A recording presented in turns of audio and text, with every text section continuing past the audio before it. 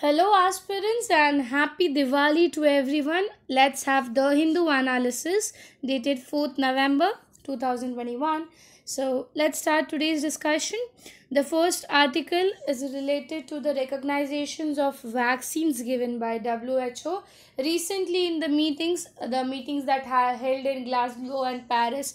So, the thing that India urged to WHO that recognizes the vaccine. Please recognize India's vaccine universally so that people can travel back and it will be beneficial for Indian citizens. उसी related ये article आया है कि WHO ने Covaxin को emergency use के लिए note दे दिया है, इमरजेंसी यूज़अप के लिए उसको अप्रूवल दे दिया है. ठीक है. अब इमरजेंसी यूज़ का मतलब ये नहीं कि लाइक नॉर्मली, बट अगर ऑल ऑफ सडन कोई बहुत इमरजेंसी सिचुएशंस है उसको लेकर आर्टिकल देखेंगे आपको समझ आ जाएगा. Long wait ends, relief for those wishing to fly abroad. ठीक है. जैसे कि हमें पता है इंडिया में बहुत बड़ा पॉपुलेशन है जो बाहर की कंट्रीज़ में रहता है, सऊदी, यूएसए, अरब, देन ऑल ओवर वर्ल्ड. ठीक है. वो लोग वैक्सीन लेने के बाद भी नहीं जा पा रहे थे बिकॉज WHO ने रिकॉग्निशन नहीं दिया था कोवैक्सीन्स को जिन्होंने वो लिया है. ठीक है. सो WHO's emergency use license for Covaxin has come. Over 12 crore doses were administered in the first 11 months. Efficiency results were published in the June showing vaccines about 93% efficient in preventing COVID virus and roughly 65 effective against the infection. Covaxin was developed by Bharat Infotech Biotech in partnership with ICMR. ठीक है. सो WHO ने अभी जो इतने time तक recognisation नहीं दिया था क्योंकि वो टेस्टिंग कर रहे थे कि कोवैक्सीन का कितनी एफिशिएंसी है, कितने हद तक वो कोविड के वायरस को मार पा रहा है. तो ये डेटा ने दिखाया 93% वो वैक्सीन हमारा कोविड के वायरस के अगेंस्ट काम कर रहा है. और ये जो कोवैक्सीन था वो ICMR के साथ, Indian council of medical research के साथ, with help of this Bharat biotech के साथ इसे बनाया गया था. So India's first indigenously covid vaccine Bharat biotech's Covaxin was granted emergency use listing by WHO on Wednesday. Covaxin is a whole inactive virus against the SARS-CoV-2 developed by the partnership of ICMR and Bharat Biotech. So ये जो हमने बोला कि emergency use list, इसको क्यों use करते हैं? जो भी इंसान 18 साल के ऊपर हो चुका है और उसने अगर ये दोनों वैक्सीन ले ली है, दोनों वैक्सीन के लाइक 28 डेज या फिर 4 वीक्स के इंटरवल में दोनों ने लिया, तो वो अब ट्रैवल कर सकता है अंडर दिस EUL. वो भी 18+ होना चाहिए. ठीक है. सो it has been granted EUL for the use in the persons 18 years above and over 2 web access space. क्योंकि अगर आप कोविशील्ड लेते हो आपको कुछ 80 डेज़ का डिफरेंस रखता है, कोवैक्सीन लेते हो तो 28 के डेज़ के डिफरेंस पे आप दोनों डोजेस ले सकते हो. सो अगर आपने दोनों डोजेस ले लिया है and if you are above 18 you can travel to different countries. ठीक है. And go back to your normal life. जो एम्प्लॉयमेंट बेसिस पे जो नहीं हो पा रहा था वो हो पाएगा. So, however, no recommendation has been made for the use of children's. Unavailability data of the use of pregnant women is inefficient to access the safety. Childrens और प्रेग्नेंट वुमेंस के डेटाज रिलीज़ नहीं हुए हैं कि उन पर वो allow है कि नहीं, वो लोग ये चीज़ लेकर आ सकते हैं कि नहीं. जो पर जिनको इमरजेंसी है, जिनका एम्प्लॉयमेंट है, जिनकी एजुकेशन है जो अटकी पड़ी है, वो लोग अगर उन्होंने कोवैक्सीन लिया तो they can go back to that country. The EUL is the prerequisite for COVAX initiatives in vaccine supply and allows the countries to expedite their own regulative approval. The move is expected to travel internationally for Indians who are opted for the vaccines, but expert says that this would be subjected to the countries clearing Covaxin through their regulatory process. Experts ने ये भी बोला है कि WHO ने approval ज़रूर दे दिया होगा, बट कहीं ना कहीं वो कंट्रीज़ भी कंट्रीज़ पर भी रहता है कि वो लोग देंगे कि नहीं.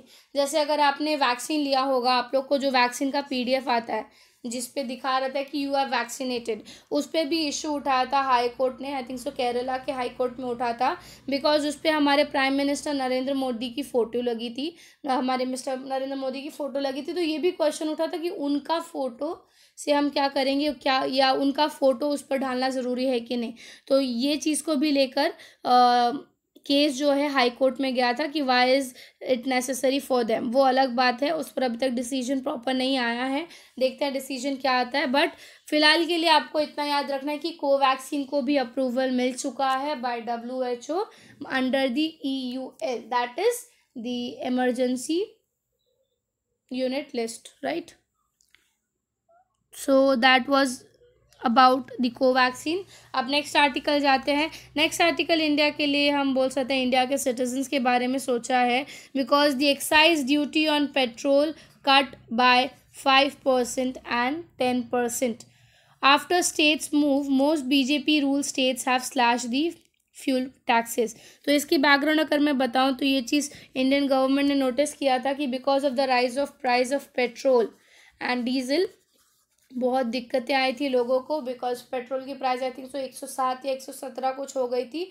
तो लोगों के लिए वो चीज़ लेना थोड़ा सा डिफ़िकल्ट हो गया था। तो to help them, to give a relief to them, ये इनिशिएटिव सेंट्रल गवर्नमेंट ने लिया है कि उन लोगों ने पेट्रोल का प्राइस 5 रुपये और डीजल का प्राइस 10 रुपये एक्साइज ड्यूटीज़ पे कट किया है। क्योंकि अगर एक्साइज ड्यूटी पे कट हुआ तो फिर वो आते आते थोड़ा प्राइस उसका कम हो पाएगा, एक जो अभी प्राइस है। ये अलग बात है कि उन्होंने प्रॉमिस किया था कि हम 7 रुपीज़ तक का रिड्यूस करेंगे, बट उसको 5 रुपीज़ तक का किया है। कुछ नहीं से तो कुछ अच्छा होता है। So the government on Wednesday finally bit the bullet on runaway fuel price and slashed the excise duties on petrol and diesel by 5 and 10 rupees litre respectively. Following the state's excise duty cut, most of the BJP followed this by cutting their fuel taxes. इसकी वजह से मतलब जो 107 था या 105 था वो अब 100 रुपये, मतलब 100 रुपये लीटर हो चुका है। गुजरात, कर्नाटका, आसाम, त्रिपुरा, ये सब स्टेट्स ने प्रॉमिस किया था कि will cut down the price by 7 rupees, but फिलहाल के लिए 5 रुपीज़ तक का ही कट किया गया है। 7 rupees in the state levies both the diesel and petrol, while Uttarakhand announced the tax cut of 7 rupees petrol 2 rupees, मतलब पेट्रोल पे 7 रुपये और डीजल पे 2 रुपये का प्राइस कट करने की बात की है।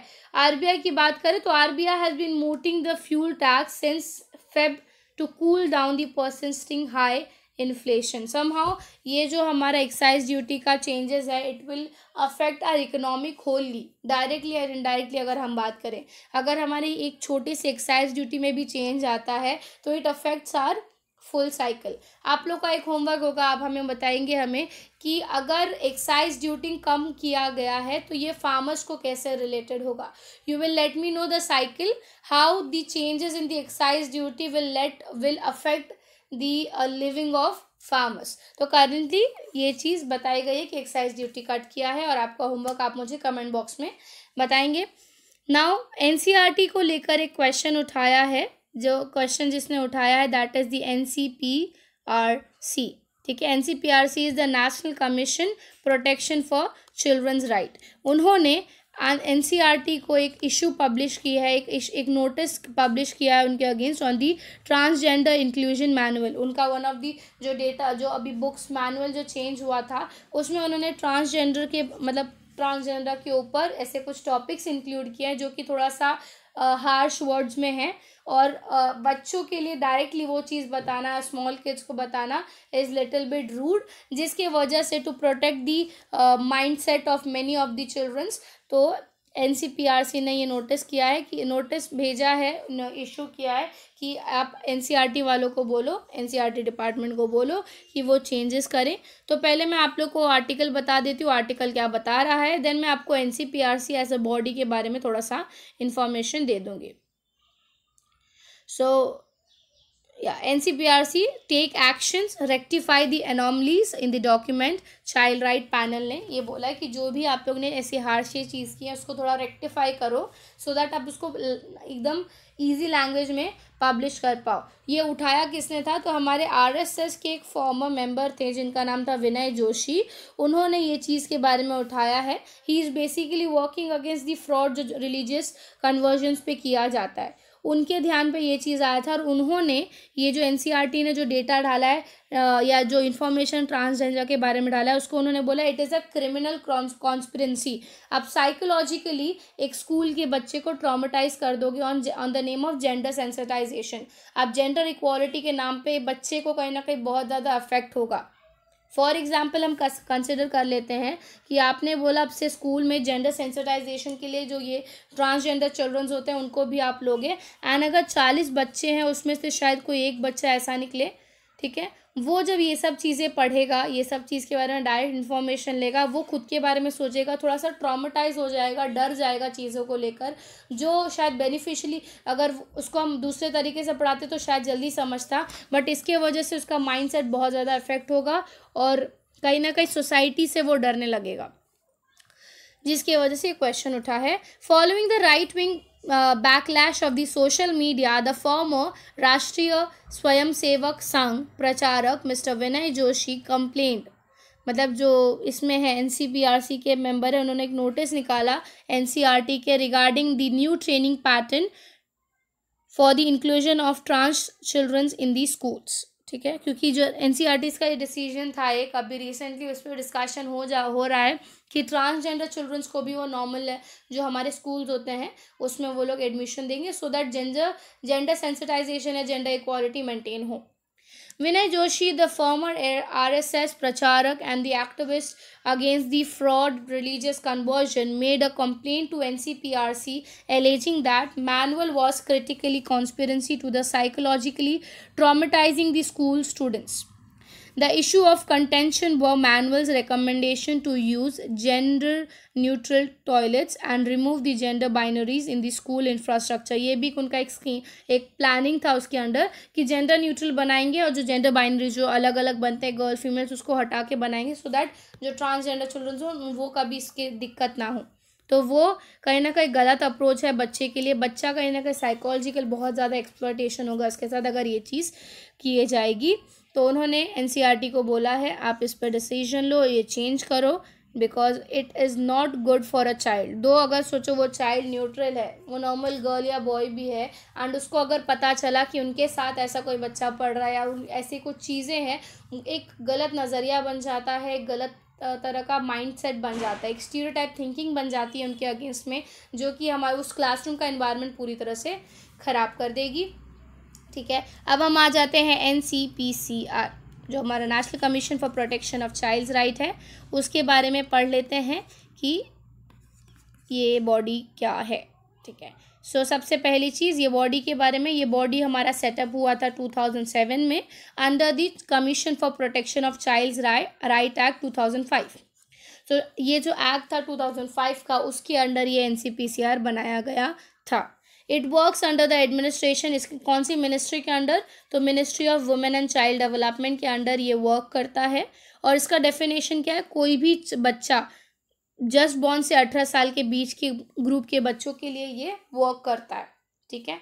नाउ ये कमीशन क्या है? This commission's mandate is to ensure all the rule policies programmes and mechanisms are in the consonance with the child's right perspective which are enshrined. हमारे इंडियन कॉन्स्टिट्यूशन में जो बच्चों को लेकर राइट्स हैं, जो बच्चों को लेकर उनके ड्यूटीज़ हैं, उसके हिसाब से बच्चों के कन्वेंशन के हिसाब से जो है हमारा इंडियन मैकेनिज्म काम कर रहा है कि नहीं। और कहीं पे अगर ऐसा लगता है कि उसके अगेंस्ट हो रहा है या थोड़ा सा बायस हो रहा है तो उसके लिए हमारा NCPCR एक्शन ले सकता है, ठीक है। जैसे कि right to education, so right to education जो 2019 का एक्ट है उसके अंडर अगर ऐसे कुछ चीज़ें हुई कि हमारे बच्चों के लिए वो गलत जा रहा है तो NCPCR क्या करेगा कि वो कंप्लेंट बैठा देगा उसके अगेंस्ट, उस बॉडी के अगेंस्ट जो ये चीज़ कर रहा है, ठीक है। उस इंडिविजुअल या वो ऑर्गेनाइजेशन के अगेंस्ट एविडेंसेस निकालेगा, प्रॉपर इंक्वायरी करेगा, सुप्रीम कोर्ट में पिटीशंस लिखेगा कि जो जो चीज़ें इस पर आप डिसीजंस दो, ठीक है, तो वो सब काम हमारा एनसीपीसीआर करता है। बच्चों को लेकर ऐसे बहुत सारे आर्टिकल्स है, पॉस्को देखा हमने, एनसीपीसीआर, राइट टू एजुकेशन, ऐसे बहुत सारे आर्टिकल है to actually preserve the mindset और actually save the children from the any of the atrocities. ठीक है, अब हम आते हैं कॉम्पोजिशन। सो इसका कॉम्पोजिशन इज 1 चेयरमैन और उसके साथ 6 मेंबर्स रहते हैं, जिसमें कि at least 2 will be womens. In total 7 है, 7 में से एटलीस्ट 2 तो वुमेन्स होने ही चाहिए। और ये सारे ही लोग जो है सेंट्रल गवर्नमेंट के थ्रू अपॉइंट किए जाते हैं for the duration of 3 years, 3 साल के लिए अपॉइंट किए जाते हैं वो। ठीक है, और इसके अंदर अलग अलग सेक्शंस है जो काम करता है, जैसे कि इसका सेक्शन 27(1), ठीक है, जो जुवेनाइल जस्टिस के लिए काम करता है। उसमें अगर किसी भी स्टेट गवर्नमेंट या स्टेट गवर्नमेंट के अंदर कुछ कॉन्स्टिट्यूएंटेड एक्ट करता है जो बच्चों के लिए काम करेगा, ठीक है, तो जैसा सेंट्रल लेवल पे है सेम उसी तरीके पे स्टेट लेवल पर भी है। तो एनसीपीसीआर क्लियर हो गया आप लोग को। Now will move to the next article. Next article हमारा बात करता है one of the India's flight.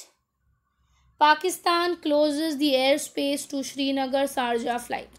Now इसके बारे में अगर मैं बात करूं, सो इंडिया का एक फ्लाइट या फिर इंडिया का एक एक एयर फ्लाइट लॉन्च हुआ था रिसेंटली, जो हमारे मिस्टर अमित शाह ने किया था, जो कि फ़्लाइट जो है श्रीनगर से शारजाह जाएगा और वो पाकिस्तान का जो बीच वाला एरिया वहाँ से उड़ के जाने वाला था। तो स्टार्टिंग में ये देखा गया था कि उन्होंने अप्रूवल दिया था पाकिस्तान की, ठीक है आप हमारे यहाँ से जा सकते हो। देन फिर पुलवामा अटैक हुआ, बालाकोट का अटैक हुआ, उसके बाद से उन्होंने बंद कर दिया। देन अगेन जुलाई में उन्होंने अलाउ किया कि ठीक है आप कर सकते हो। एंड रिसेंटली फिर से जो अभी कल या परसों का एक फ़्लाइट था उसको बोला कि नहीं आप हमारे यहाँ से नहीं जा सकते। तो जो नॉर्मल फ़्लाइट ड्यूरेशन 3 घंटे का था उसने 3.5 घंटे लिया to reach to the another place. Okay, so will read the article. Article बताता है Pakistan has refuse to allow the direct flight from Srinagar to Sharjah started last month due to use its air space. जो ये जो flight है जो जाता है that is the first go flight, उस फर्स्ट गो फ्लाइट को उन्होंने फोर्स किया था कि आप दूसरे रूट से लेके जाओ, हमारे यहाँ से नहीं जाओ। सो जो यूजुअली वो पाकिस्तान से ट्रैवल करता था अब उसको गुजरात से कल के दिन ट्रैवल करके जाना पड़ा। ठीक है, तो वो उनके लिए ज़्यादा लंबा टाइम हो गया। The airline official said that airline change its route to avoid the Pakistani air space from Tuesday. Union home minister Amit Shah formally launch this international flight. ये जो है अक्टूबर 23 को लॉन्च किया गया था जम्मू कश्मीर से। ठीक है, 2 साल पहले लॉन्च किया था ये। So it is true that we have to avoid the airspace of Pakistan now. It has increased the time of flight by 30 to 45 minutes का भी डिफरेंस हो गया। ये अगर गुजरात के ऊपर से उड़ के जाएगा तो it will take approx 35 to 40 minutes. वही अगर वो उधर से जाता तो उतना टाइम बच जाता हमारा। Srinagar international airport director Kuldeep Singh decline to comment. जब ये चीज़ पूछा गया जो हमारे श्रीनगर के डायरेक्टर हैं उन्होंने कुछ कमेंट नहीं दिया इसके अगेंस्ट कि क्यों ऐसा हो रहा है, कि क्या इनिशिएटिव या क्या वो लोग सजेशन ला सकते हैं। सो फिलहाल के लिए वो बंद कर दिया। और जहाँ तक अगर हम बात करें जम्मू कश्मीर के जो फॉर्मर चीफ मिनिस्टर थे या जो नेशनल कॉन्फ्रेंस वाइस प्रेसिडेंट हैं मिस्टर ओमर अब्दुल्ला, उन्होंने बोला decision not to allow the flight to over Pakistan was unfortunate. हमारे लिए ऑब्वियसली एक अनफॉर्चुनेट चीज़ है क्योंकि इट इज़ टाइम कंज्यूमिंग, हमारा उतना टाइम लेगा, उतना हमारा एनर्जी जाएगा उस चक्कर में। और जिस तरीके से हमने फर्स्ट गो फ्लाइट चालू किया था वो उस हिसाब से नहीं काम कर रहा है फिलहाल के लिए।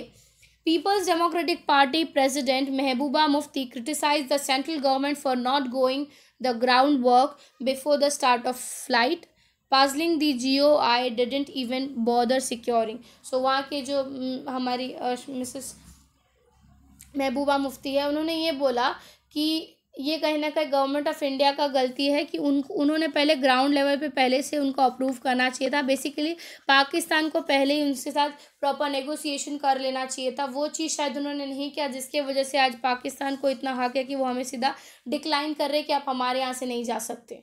ठीक है, सो उनका ये बोलना है कि सेंट्रल गवर्नमेंट की उसमें गलती है। प्रॉपर ये फ्लाइट जो है, मतलब ये नाटक एक्चुअली अगर पाकिस्तान का देखें तो 2 साल पहले से ये नाटक चल रहा है, जब हमारा बालाकोट इंसिडेंट हुआ, पुलवामा इंसिडेंट हुआ, उससे पहले से अगर 2009 से ये फ़्लाइट की वॉकिंग चालू है। ये फर्स्ट ऐसा इंटरनेशनल फ़्लाइट है जो श्रीनगर एयरपोर्ट से दुबई जाता है, शारजाह जाता है। So this is the first international flight from Jammu Kashmir to Dubai, जो कि हमारे यूपीए गवर्नमेंट सोनिया गांधी के अंदर इनॉग्रेट की गई थी। उस टाइम पर ये दिक्कत नहीं हुआ, बट रिसेंटली जो इश्यूज़ हुए थे पाकिस्तान के साथ, तब से पाकिस्तान ने इसके लिए हानाकानी करने लगे कि नहीं, आप नहीं जा सकते, आप ऐसा करोगे तो हम आपके अगेंस्ट कुछ एक्शन ले लेंगे एंड सो ऑन। सो फिलहाल के लिए एक नया इशू बन चुका है इंडिया के लिए, उसको टैकल कैसे करना है। अल्टरनेटिव यही है कि गुजरात से पास करके उनको जाना पड़ता है। देखते हैं वही अप्रूवल, वही रूट अपनाते हैं या फिर पाकिस्तान के साथ डिस्कशन करने की कोशिश करेगा इंडिया। नेक्स्ट आर्टिकल हमारा बात करता है schedule caste schedule tribe act can not be allowed to misuse. Talking of this background, हुआ क्या है, if you are a schedule caste और अ शेड्यूल ट्राइब, आपके अगेंस्ट कोई भी तरह की एट्रोसिटी अगर होती है ना, 2 तरह के हो सकते हैं। ये एट्रोसिटी 2 नाम पे होगी। एक जो है वो आपके इस नाम पे होगी कि तुम शेड्यूल कास्ट के हो, तुम शेड्यूल ट्राइब के हो। एक आउट ऑफ हेट्रेड, एक आउट ऑफ रेसिज्म के अगेंस्ट, आपके अगेंस्ट अगर आपके अगेंस्ट कोई एक्ट किया जाएगा या आपके अगेंस्ट कोई भी क्राइम किया जाएगा। और एक क्या हो सकता है कि उसमें शेड्यूल कास्ट शेड्यूल ट्राइब का कोई लेना देना नहीं, उसका कुछ पर्सनल दुश्मनी आपके साथ, ठीक है। तो अभी सुप्रीम कोर्ट ने क्या बोला कि अगर उस इंसान के, सोचो हम लोग एक पर्सन ले लेते हैं ABC, अगर इस इंसान के अगेंस्ट ऐसे आउट ऑफ पर्सनल रीज़न से अगर कुछ एट्रोसिटीज़ हो रहा है, तो आप उस पर शेड्यूल कास्ट के एक्ट का यूज़ नहीं कर सकते हो, आप उसको मिसयूज़ नहीं कर सकते हो। हाँ, श्योरली अगर वो उसके अगेंस्ट कुछ रेसिज्म पे किया जा रहा है, आउट ऑफ हेट्रेड किया जाता है कि तुम छोटे जात वाले हो, तो आप उसके अगेंस्ट ये एक्ट ले सकते हो। इसी चीज़ को क्लीन किया है रिसेंटली सुप्रीम कोर्ट ने कि आप किसी भी शेड्यूल कास्ट के अगेंस्ट ये डिसीजन डायरेक्टली नहीं ले सकते। इसमें बहुत बड़ा हाथ प्ले करता है, दैट इज़ द ऑफिसर, कि ऑफिसर उसको कितने अच्छे से इंक्वायरी करने की कोशिश करता है कि रीज़न क्या था, was it a reason of being the person as a schedule caste या कुछ और रीज़न था। अगर कुछ और रीज़न है तो आप शेड्यूल कास्ट का एक्ट उस पर नहीं यूज़ कर सकते हो। An offence under Scheduled Caste or Scheduled Tribe Prevention Act 1989 cannot be presumed to be committed in every crime where the victim happens to be a SC or ST. High Court of Karnataka ने ये बोला है। The court also pointed out that if the motive the crime is not caste based, then you can't accuse that person. उसके against chargesheet जरूर sign होगी, उसके against offence ज़रूर किया जाएगा, उसके अगेंस्ट एक्शन ज़रूर लिया जाएगा, बट सुप्रीम शेड्यूल का शेड्यूल ट्राइब एक्ट के अंदर से नहीं लिया जाएगा, ठीक है। तो ये एक one of the Karnataka high court का डिसीजन लिया है जो कि अब इम्प्लीमेंट किया जाएगा। हमारे लिए क्या इंपॉर्टेंट हो जाता है कि शेड्यूल का शेड्यूल ट्राइब एक्ट है क्या।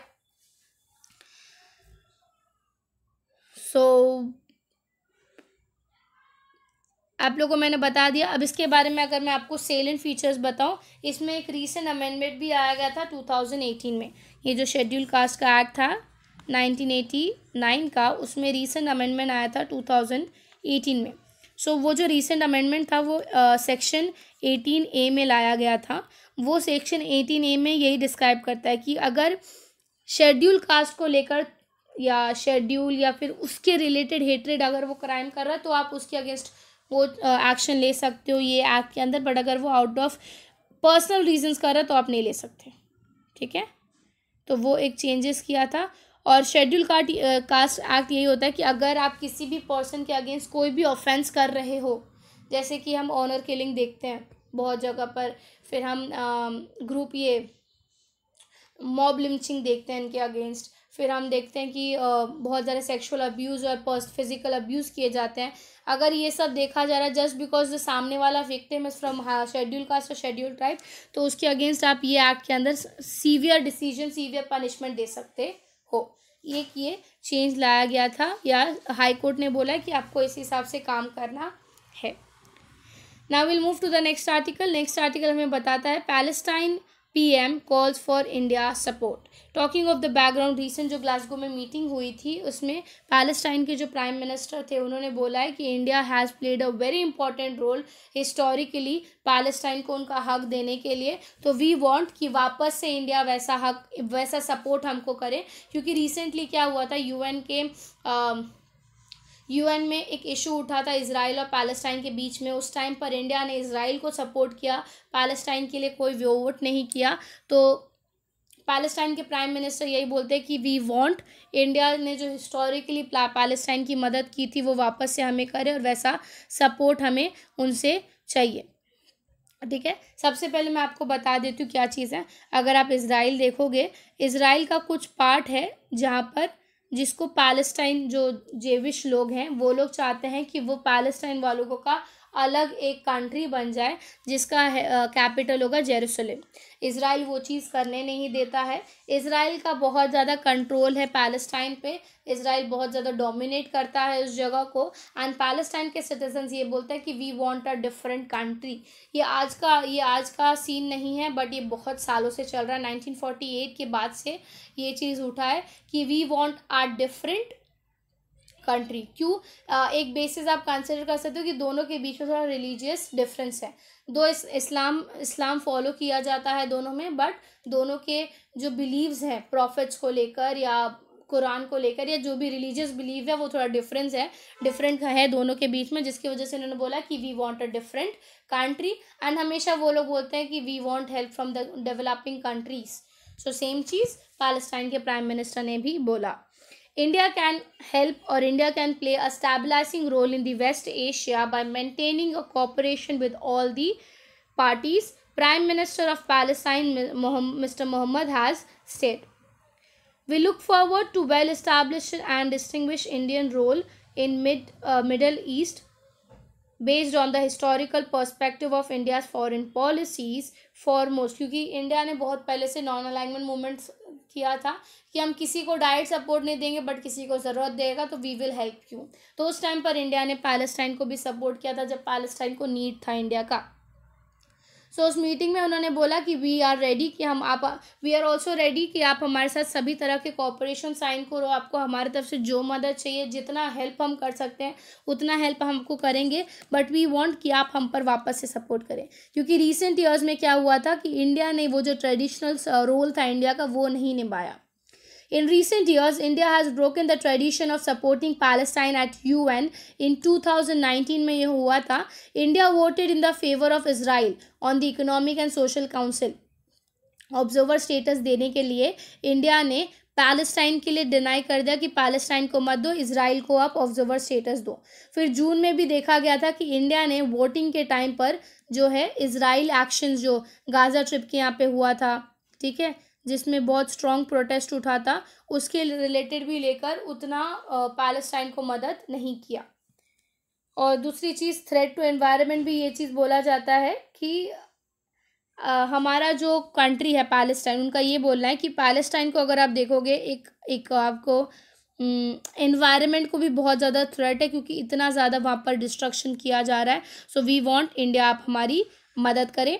एंड उन्होंने अप्रिशिएट किया कि अगर if you will help us from all the, तो हम हमारे तरफ से सभी तरीके का मीटिंग ये करेंगे। क्योंकि हुआ क्या था, हमने देखा था हमारे फॉरेन मिनिस्टर जो है मिस्टर जयशंकर नारायण, वो अभी इजराइल गए थे मीटिंग के लिए 4 दिन के विजिट के लिए, बट वो पैलेस्टाइन नहीं गए, उन्होंने पैलेस्टाइन में अपना विजिट नहीं किया। तो उन्होंने ये चीज़ भी उठाई कि वी एक्सपेक्टेड कि आप आएंगे, हमें विजिट करेंगे, बट आप आए नहीं। So we want you us to help, जैसे आपने हिस्टोरिकली हमारी हेल्प की है। ठीक है, लेट्स सी इंडिया कितना हेल्प करता है या इंडिया क्या डिसीजन लेता है पैलेस्टाइन को लेकर। सो that was for today. I hope so आज का आर्टिकल आपको क्लियरली समझा होगा। If you like the video, do like and subscribe the channel. Thank you and happy Diwali.